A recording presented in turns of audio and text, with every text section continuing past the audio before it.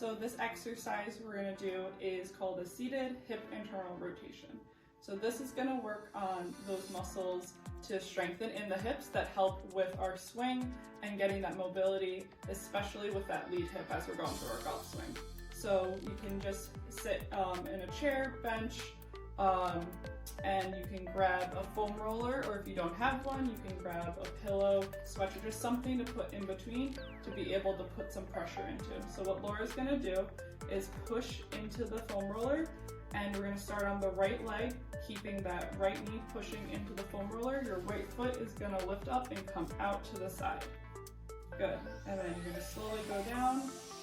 So we're gonna do this a couple of times on this right side. As she's going, she should start feeling those muscles activating in that right side of the hip. Might feel a little bit more of that cramping feeling first time doing it. It's just those muscles waking up and having to stabilize. Good, and then we'll have Laura switch sides.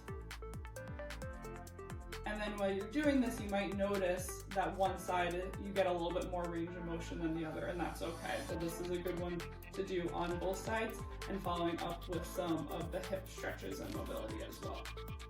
So some common mistakes that we see when people do this exercise on their own is lifting up the one side of that hip that you're moving and not keeping the glute down on the table and really hiking up.